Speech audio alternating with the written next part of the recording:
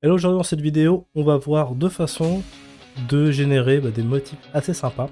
Et vous allez voir, on va utiliser pour ça le nanomesh, qui est vraiment une technologie intéressante qui se gère avec les polygones. Et on va voir aussi le surface noise, donc on va pouvoir créer en fait une texture, un alpha qu'on va pouvoir euh, ça générer sur toute une forme. Et ça va être assez pratique pour faire des écailles, pour faire pas mal de motifs. On va démarrer par le nanomesh. Première contrainte, je vais partir sur un ring, une forme quand même assez cool pour mettre du relief. Je vais retirer ça, j'aime pas trop que ça apparaisse, le thumbnail, voilà. Je me mets comme ça. Première chose, c'est quand je charge mon modèle, généralement, je regarde et j'ai plutôt des polygones qui sont rectangulaires. Sur le nanomesh, ça peut poser problème par rapport à la technique que je vais vous montrer. Il vaut mieux qu'on ait des polygones plutôt carrés. Donc ce qu'on peut faire, c'est soit on va réduire le nombre de lignes ici, soit on va en ajouter. Je veux quand même garder des carrés assez grands, donc je vais plutôt aller dans Initialize. J'ai pas encore fait Make Polymesh 3D, donc je suis pas en objet sculptable encore, je suis en objet éditable. Je vais aller ici, je vais regarder, voilà, si je réduis le nombre de segments, donc je vais réduire un petit peu là et là. Voilà, je vais essayer d'avoir quelque chose comme ça, voilà. Quelque chose d'assez carré. Voilà, j'ai des polygones assez carrés. Ça me plaît bien comme ça. Donc maintenant, je vais faire un make polymesh 3D. Donc voilà, j'ai mon objet et comme ça. Et pour activer le nanomesh, on a deux solutions. Soit on va depuis le Z-Modeler, on va sur un objet et on va pouvoir directement insérer un nanomesh, mais il va falloir aller créer un objet directement, donc une forme, ensuite le transformer en nanomesh et ensuite l'insérer. Donc je vais faire la version la plus facile, la plus rapide. On va aller directement dans Dynamic Subdiv. Je clique ici, donc Dynamic Subdiv, vous ne connaissez pas, c'est une version pour le low poly, donc pour les objets qui ont peu de polygones. Ça nous permet de lisser, c'est comme si j'avais ajouté 3 niveaux de subdivision. Et je suis en preview, donc si je déclic, voilà, ça marche très bien. Donc je remets en dynamique. Et ici, du coup, en activant dynamique, j'ai accès à Micro Poly On. Donc ça, c'est pour ajouter le nanomesh. Je clique ici et j'ai accès à pas mal de templates. Et donc, par exemple, je vais pouvoir sélectionner, je vais en prendre un cool, une écaille, par exemple. Allez, scale. Voilà. Et là, tout de suite, et ça a quand même de la gueule, hein. J'ai cliqué et voilà, ça m'a mis donc des écailles dans ce sens-là. Et je vais pouvoir voilà, directement choisir ce que je veux. Donc j'ai un choix qui est assez quand même important. Et le pire dans tout ça, c'est que je vais pouvoir aussi les modifier.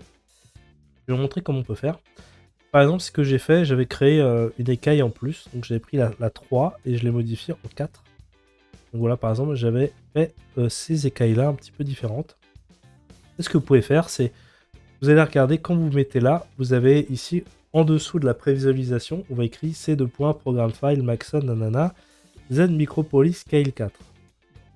Là, je me retrouve avec tous ceux que j'ai utilisés déjà, qui sont affichés. Donc, je vais aller, par exemple, regarder un que j'ai envie de modifier, par exemple, Chain Link. Je vais aller le modifier celui-là, donc je vais le retrouver, Chain Link. Il est là, donc je double-clique, et voilà, il apparaît ici. Et ce que je peux faire, en fait, c'est que je peux le modifier ensuite. Alors, faut vous dire qu'il est construit, en fait, sur une base, vous voyez, une grille, où ils ont essayé en fait de faire qu'il soit en fait bouclable, il peut se boucler, donc ils appellent ça seamless en anglais, c'est-à-dire que la chaîne va repartir de l'autre côté. Donc il faut faire attention en fait de voilà, faut que votre modèle ne dépasse pas, votre pattern, votre motif ne dépasse pas, voilà cette ligne là. Donc ce que je peux faire par exemple, je vais regarder si ils m'ont fait voilà, super, ils ont bien bossé, ils m'ont fait des polygroupes. Ce que je peux faire, c'est par exemple, je vais bouger juste celui-là. Je vais faire une petite rotation légère. Voilà. J'ai pas bougé le reste. J'ai juste l'anneau qui va être comme ça, qui va tourner un petit peu. Le reste est mis, voilà. Je vais pas changer grand-chose, à part, voilà, mon anneau, il est un petit peu... Alors, je peux aussi... j'ai fait en polygroupe, j'ai fait CTRL, Alt-Shift pour cliquer et l'isoler. Je peux très bien aussi faire un masque. J'inverse mon masque. Comme ça, je vois bien ce que je fais et je vais le tourner un petit peu. Je donne juste un petit... voilà, tournure comme ça. Et ensuite, ce que je vais faire, c'est que je vais aller l'exporter. Donc, je vais aller faire un Save as tool. Je fais chainlink 02. J'enregistre ici. Je vais retourner sur mon anneau, qui était celui-là. Et vous allez voir que directement, si je vais ici, je reclique. Chainlink 02 apparaît. Si je clique ici, voilà. J'ai bien donc mon motif qui était mis à jour. Et normalement, si je regarde bien, alors c'est peut-être pas évident, mais normalement, voilà, j'ai ma forme qui tourne un petit peu. Mon anneau, il tourne un petit peu légèrement. C'était simplement pour montrer qu'on peut en plus modifier un petit peu. On n'a pas beaucoup de contrôle sur le MicroPoly par rapport à la version sur le ZModeler. La version sur le ZModeler, on va être plutôt sur de l'ARMesh, on va avoir des possibilités, on va pouvoir modifier certaines choses. Et voilà, ça c'est une façon simple de pouvoir projeter un motif et d'avoir quand même quelque chose d'assez sympa. Ce qu'il faut savoir aussi, c'est que plus vos polygones sont petits, là j'ai fait un grand polygone, donc mon motif il est bien en lien avec mon polygone. Si j'ajoute, si je subdivise, donc du coup je multiplie par 4 le nombre de polygones, bah, ils vont être réduits par 4, donc mon motif va être de plus en plus fin. On voit la différence là avec une subdivision avant et après. Si j'annule, voilà, donc c'est ça qu'il faut prendre en compte. Bon, on va voir maintenant la deuxième méthode qui passe par le surface noise. Alors je vais retirer le dynamic subdiv. Qu'est-ce que c'est le surface noise? Bah, c'est ici tout simplement. Vous cliquez sur noise, vous allez pouvoir... Alors vous avez une petite fenêtre avec des actions qui sont pas très pratiques. Vous allez pouvoir cliquer et dézoomer. Pas toujours évident, il faut cliquer sur frame. Voilà, donc là par exemple, j'ai en zoomant un peu, je vois qu'il me fait du grain par défaut. Alors le problème de cette option 3D comme ça, c'est que elle va un peu faire ce qu'elle veut. Donc par exemple, je vais aller charger une alpha ici en cliquant ici. Je vais aller sur alpha. Et j'ai des alphas que j'avais téléchargés sur internet. Donc je vais prendre... j'en avais une, voilà. Des écailles de dragon. Je vais ouvrir ça. Et donc je vais un peu bouger. Voilà, déjà on voit pas grand chose, mais ça à la rigueur c'est parce que j'ai le mix où je baisse. Là. Et le strength, donc la force, voilà. Donc, voilà, quel est le problème en fait, c'est que dès que je vais tourner un petit peu autour de mon objet, bah, on voit en fait qu'il y a un souci, c'est parce que j'ai pas d'UV. Donc il map un peu comme il veut, mais c'est dégueulasse. Parce qu'on voit que sur les côtés, c'est pas du tout aspecté. Qu'est-ce qu'il faut faire dans ces cas-là? Eh ben, il va falloir qu'on gère les UV de cette pièce. Comment on fait ça? On va aller dans le Z-Plugin, on va aller dans UV Master qui est tout en bas, et on va faire un Unwrap. On va pas juste s'arrêter à cliquer sur Unwrap, on va aller dans Flatten. Et là, il me fait attention, vous avez des subdivisions, effectivement, donc je vais les supprimer. Je vais rester sur un objet léger pour l'instant, et je vais refaire un Unwrap. J'aurais pu aussi faire un Work on Clone, créer en fait un autre objet en subdivision 1 et ensuite copier-coller les UV sur mon objet subdivision, ça marche aussi. Donc j'ai mon objet, ce que j'aime bien faire c'est voir comment il me l'a coupé. On peut faire de deux façons, on peut faire le UV map morph UV. Mais voilà, il me montre à peu près en gardant les formes, je vois pas trop. Donc ce que je préfère faire c'est que je vais ici dans Flatten, et je vais cliquer et je vois ce qu'il m'a fait. Là franchement c'est pas mal. Parce qu'en fait, vous allez voir que l'orientation du motif, c'est aussi en fonction de comment il a déplié. Là, ce que j'aime bien, c'est qu'en fait, il me l'a déplié et il a conservé la forme carrée de mon objet. Ce que vous pouvez faire, si c'est pas le cas ou si c'est pas génial, il vous le met en diagonale, par exemple, ça peut arriver. Il peut essayer de vous étirer au maximum pour prendre un maximum de place. Ce que vous pouvez faire, c'est que vous pouvez toujours retravailler vos UV, tout simplement. Vous allez dans Move. Ce que j'aime bien faire, c'est que je clique sur le verrou, je vais ici au milieu, je remets. Et ensuite, ce que je peux faire, c'est que je peux réduire, je peux faire ça, je peux étirer au besoin. Donc vraiment, pas hésiter à retravailler si ça vous convient pas. Là, pour l'instant, j'ai du bol. Ça marche plutôt pas mal. Donc je vais faire un unflatten. Je reste là-dessus. Et là, maintenant, vous allez voir la différence. Donc je vais retourner sur Surface Noise. Je vais recliquer dessus. Je vais aller recharger mon alpha qui est ici. Je me remets ici. Donc ce que je vais faire à nouveau, c'est le mix. On n'en a pas besoin. Voilà, je peux même retirer le noise scale, on n'en a pas besoin non plus. Je vais faire un move, et là je vais faire donc le strength, donc je vais mettre plus de patates. Voilà, je vais zoomer un peu, je vais mettre là. Et là ce que je vais faire, c'est que je vais réduire un peu la taille. Et là en fait ce qu'on va faire, c'est que je vais pas rester sur 3D ce coup-ci, je vais me mettre sur UV. Donc je vais cliquer sur UV et vous allez voir la différence, parce que là c'est le même problème que tout à l'heure. Là ce que je vais faire, c'est que je vais faire UV. Et là, regardez, il a compris, il m'a fait quelque chose de chouette. Le seul problème qu'on va avoir sur UV, ça va être la coupe. Parce que forcément, à un endroit, ça va pas forcément bien se terminer et ça va bien se remettre. Ça, c'est la seule contrainte. Alors, Alors, ce que vous pouvez faire éventuellement, c'est de cacher en fait la bordure à l'endroit qui vous arrange le plus. C'est la seul problème. Ou alors, ce que vous pouvez faire, c'est que par exemple, vous voyez là, ici, ça me fait ça. Je peux essayer de le cacher différemment ou de couper différemment mon objet. Ou ce qu'on peut faire aussi, alors j'ai fait OK, j'aurais pas dû. On peut faire aussi, si on peut aller dans Flatten ici à nouveau, et on peut essayer de modifier comme ça, de le mettre comme ça, et de voir voilà, si ça change quelque chose.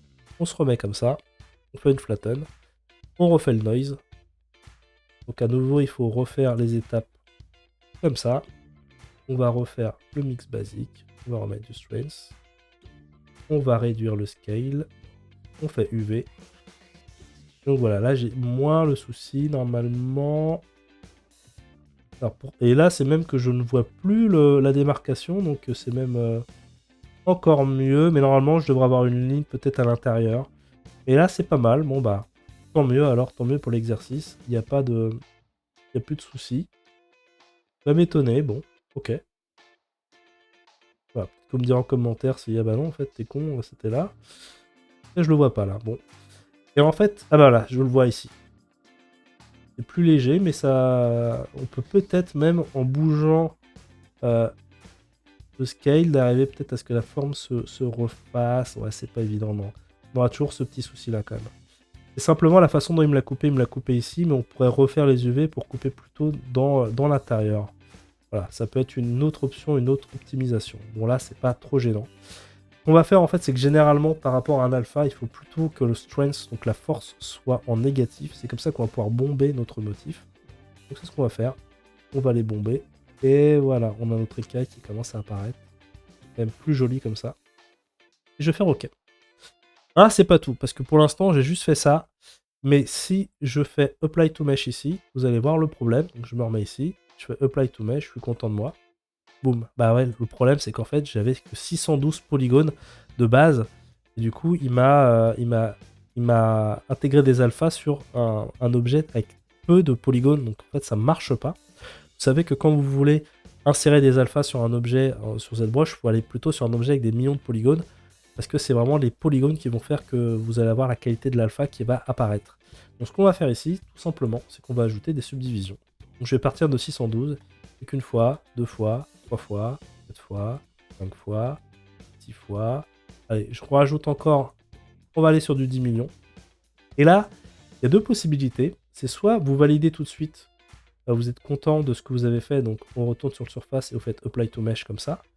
Moi, ce que j'ai trouvé plus intéressant à faire, en fait, c'est d'aller cliquer ici, Mask by Noise. Donc je vais faire ça. Je clique ici.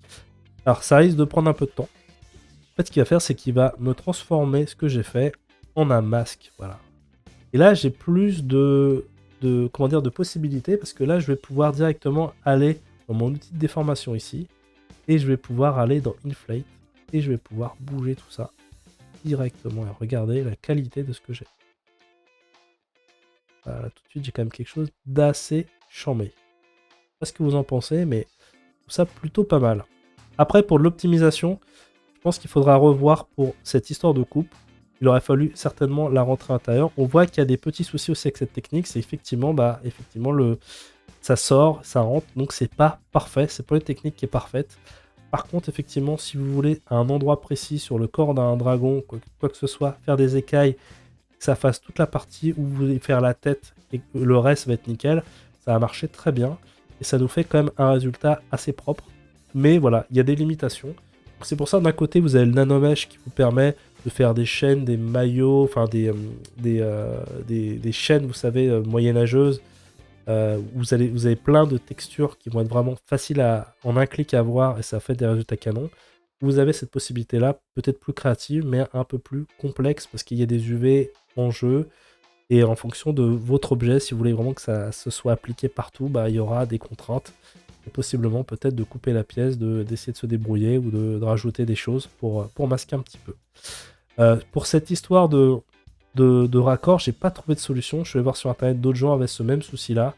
Il n'y a pas vraiment de possibilité, malheureusement, sur le surface. Ça va être comme ça, il n'y a pas trop d'autres options. Il faut faire avec, ou essayer de planquer la couture. Par exemple, si vous avez un anneau comme ça, vous allez couper les UV derrière, et vous allez régénérer comme ça. Vous allez pouvez le faire par exemple avec un polygroupe. Et du coup, comme ça, vous allez couper derrière et vous allez, voilà, le devant sera nickel, il n'y aura pas de souci. Par contre, ce sera derrière où on aura la coupure et on aura potentiellement ce problème-là. Ça sera pas parfait, mais en tout cas, voilà, le résultat est déjà quand même assez cool.